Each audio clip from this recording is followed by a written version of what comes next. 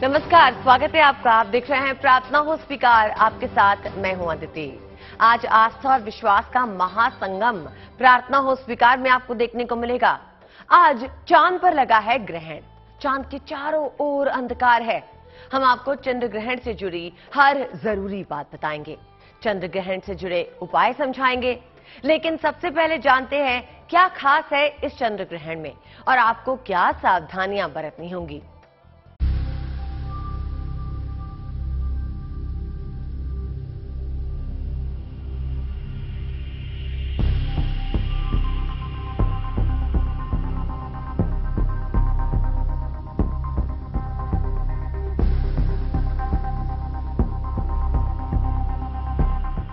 चंद्रमा पर लग गया है ग्रहण।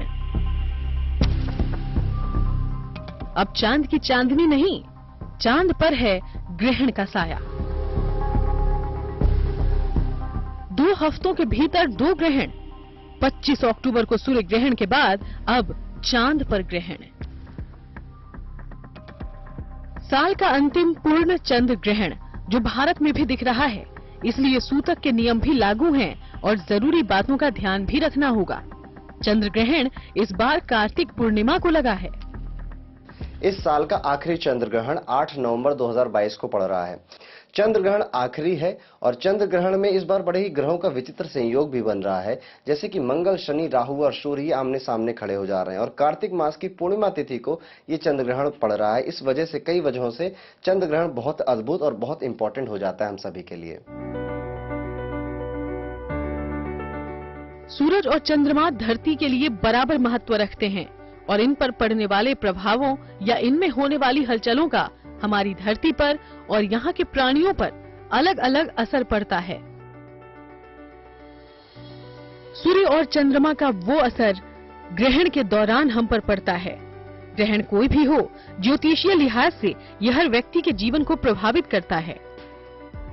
कार्तिक पूर्णिमा पे चंद्र ग्रहण का अपना एक अलग महत्व होता है और इस समय जो ग्रहों का विन्यास है, जो आकाश में ग्रहों की स्थिति है, चंद्रमा स्वयं राहु से युक्त हैं और सप्तम भाव से सूर्य, बुध, शुक्र और केतु की दृष्टि आ रही है। तो इस समय चंद्रमा पे 4 ग्रहों का प्रभाव पड़ रहा है। वो राशियां जिन पे सबसे ज्यादा प्रभाव पड़ेगा इस चंद्र ग्रहण का, वो राशियां हैं वृषभ राशि, मिथुन राशि, तुला राशि और कुंभ राशि। इन सभी को बहुत ज्यादा सावधान रहना चाहिए चंद्र ग्रहण के दिन और कोशिश करनी चाहिए कि कोई मांगलिक कार्य ना करें, कोई इंपॉर्टेंट डिसीजन ना लें, ना ही किसी के घर जाएं किसी से मिलने, ना ही किसी को इनवाइट करें अपने घर पे। साथ ही साथ यातायात के सभी साधनों से आपको दूर रहना चाहिए, खासतौर पे 8 नवंबर के दिन पे। तो क्या लेकर आया है आज चंद्र ग्रहण? चलिए हम आपको बताते हैं इस बार का चंद्र ग्रहण क्यों खास है। वर्ष का अंतिम चंद्र ग्रहण पूर्ण चंद्र ग्रहण है। ये आज दोपहर 1:32 से लग चुका है, लेकिन भारत में इसका दर्शन चंद्रोदय के साथ ही होगा। पूर्ण चंद्र ग्रहण शाम 7:26 पर खत्म हो जाएगा। इसका सूतक 8 नवंबर को सुबह 9:21 से लग चुका है। ये ग्रहण मेष राशि और भरणी नक्षत्र में लग रहा है। अब जब चांद या सूर्य को ग्रहण लगा है तो इसका असर हर किसी पर पड़ता है। पृथ्वी पर मौजूद हर जीव ग्रहण के असर से प्रभावित होता है। चंद्र ग्रहण भले ही एक खगोलीय घटना हो, लेकिन उसके असर के बारे में धर्म शास्त्रों में कई बार लिखा गया है। देखिए, सूतक जो है वो 9 घंटा 10 घंटा पहले लग जाता है ग्रहण में। तो सूतक में काफी सारे नियम होते हैं, जैसे इसमें भोजन करना निषेध माना गया है, जल को स्पर्श नहीं करना है, गर्भवती महिलाएं जो है वो कैंची, नेल कटर इसका प्रयोग ना करें, नाखून नहीं काटना है, बाल नहीं बनवाना है, पूजा नहीं करना है, मंदिर नहीं जाना है। बस ये है कि आप मंत्र का जाप कर सकते हैं लेकिन पूजा नहीं। तो अगर इन सूतक के नियम को हम अपना लें तो हम ग्रहण के कुप्रभाव से बचे रहेंगे। चंद्र ग्रहण किन किन जगहों पर दिखाई देगा? ये ग्रहण उत्तरी पूर्वी यूरोप, ऑस्ट्रेलिया, प्रशांत महासागर और हिंद महासागर में दिखेगा। भारत में पूर्ण ग्रहण सिर्फ पूर्वी भागों में ही दिखेगा। आंशिक ग्रहण भारत के अधिकांश हिस्सों में दिखेगा। कोलकाता, पटना, सिलीगुड़ी, रांची और गुवाहाटी में पूर्ण चंद्र ग्रहण के दर्शन होंगे। ज्योतिषी ग्रहण को लेकर लोगों को सतर्क कर रहे हैं।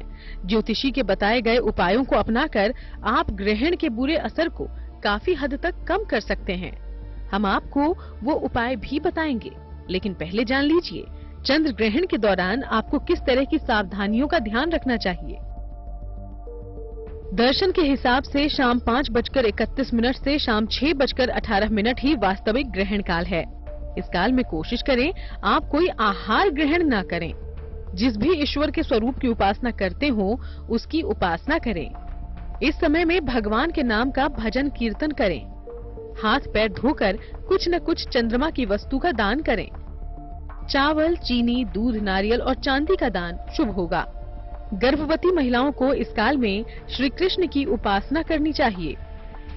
ग्रहण के नियम बीमार, वृद्ध और बच्चों पर लागू नहीं होते। अगर जरूरी बातों का ध्यान रखें तो ग्रहण के असर से आप बच सकेंगे। अगर चंद्र ग्रहण के परिणाम शुभ न हो तो क्या करें? चंद्र ग्रहण खत्म होने के बाद क्या करें? आगे जानिए। चंद्र ग्रहण पर कुछ जरूरी बातों का ध्यान रखना जरूरी है। आपको आज बताएंगे सावधानियों और नियमों का पालन क्यों जरूरी है। ग्रहण का अगर प्रभाव बुरा है तो उससे बचने के उपाय क्या हैं? साथ ही ग्रहण के बाद क्या करना है लाभकारी। चलिए जान लेते हैं।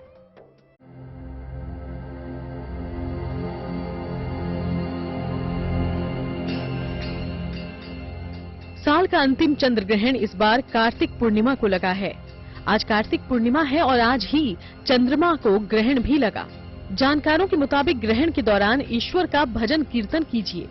आप ग्रहण के बुरे प्रभावों से बचे रहेंगे।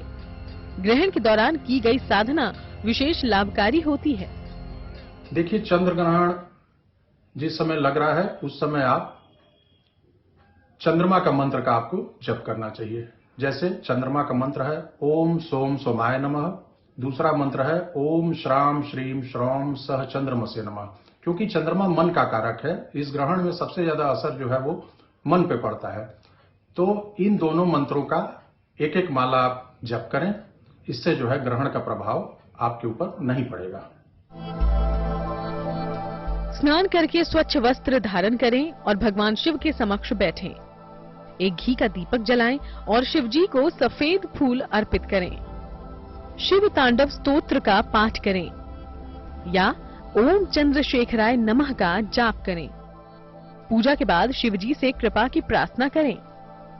कुंडली में पितृदोष या ग्रहण योग है तो ग्रहण की रात उपासना से लाभ होगा। ज्योतिषी कहते हैं कि ग्रहण के प्रभाव बुरे होते हैं, लेकिन कुछ लोगों के जीवन में इसका शुभ प्रभाव भी पड़ता है।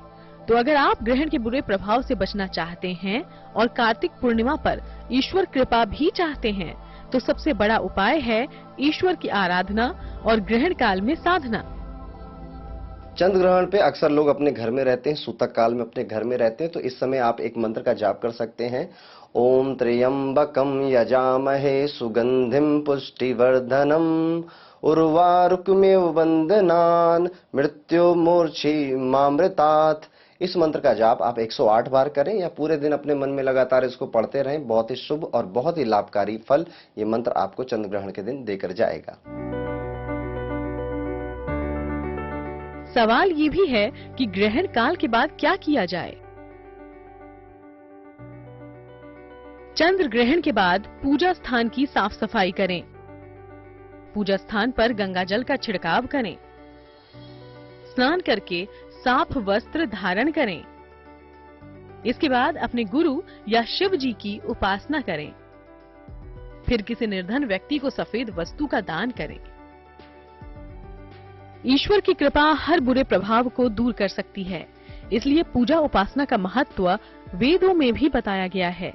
पूजा उपासना में इतनी शक्ति है कि इसके शुभ प्रभाव ग्रहण के बुरे प्रभाव को दूर कर देंगे। तो अगर चंद्र ग्रहण के परिणाम शुभ न हो तो जानिए ये अचूक उपाय। ग्रहण काल में ज्यादा से ज्यादा शिव मंत्र का जप करें। चाहें तो चंद्रमा के मंत्र का भी जाप कर सकते हैं। इससे मंत्र सिद्ध होगा और ज्यादा प्रभावशाली भी। ग्रहण के बाद सफेद वस्तु का दान करें।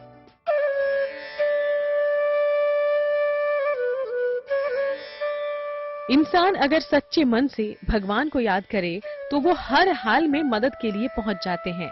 इसलिए इन उपायों को अपने जीवन का हिस्सा बनाइए। ईश्वर की उपासना में मन लगाइए। ग्रहण के सभी अशुभ प्रभाव खत्म हो जाएंगे। फिर कोई भी बुरा प्रभाव आपको छू भी नहीं सकता।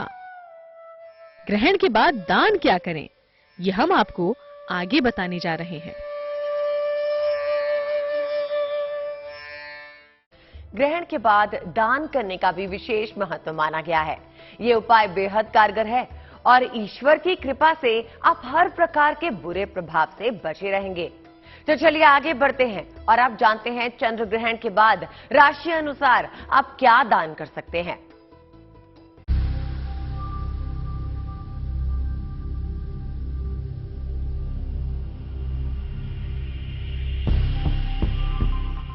जिस तरह से सूर्य ग्रहण का असर हमारे जीवन, हमारी सेहत और हमारी राशियों पर पड़ता है, ठीक उसी तरह से चंद्र ग्रहण भी हम सब पर अलग अलग तरीके से असर डालता है।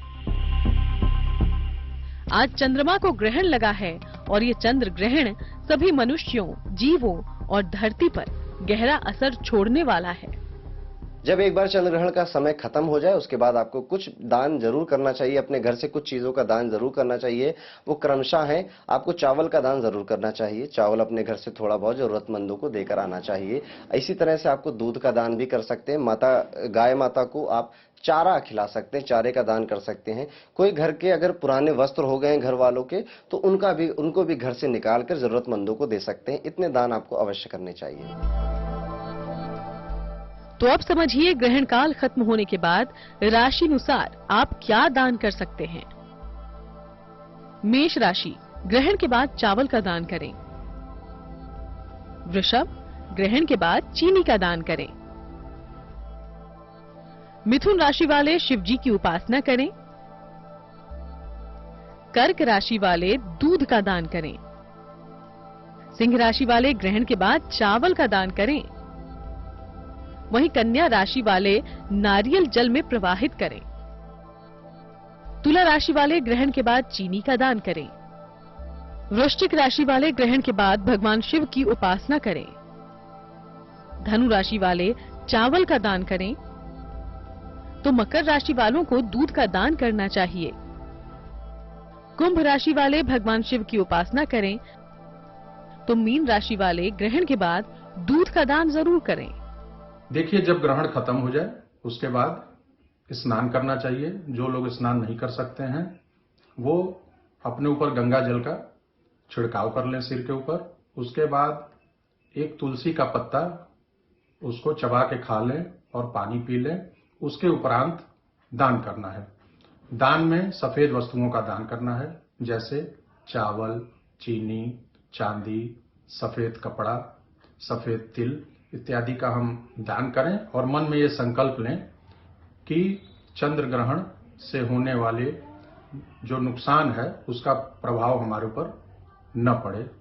तो ये दान अवश्य करना चाहिए, क्योंकि चंद्र ग्रहण के समय किया गया दान का फल जो है वो आम दिनों से 1000 गुना ज्यादा मिलता है।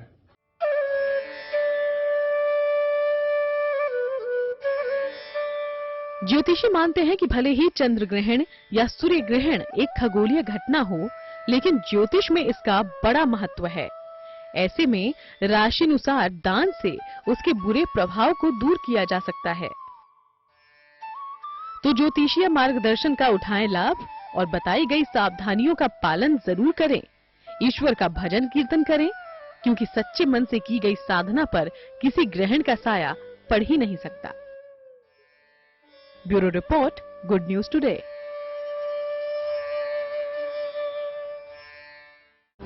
प्रार्थना हो स्वीकार में फिलहाल के लिए बस इतना ही। मुझे यानी अदिति को दीजिए इजाजत और देश और दुनिया की बाकी खबरों के लिए आप देखते रहिए GNT यानी गुड न्यूज टुडे।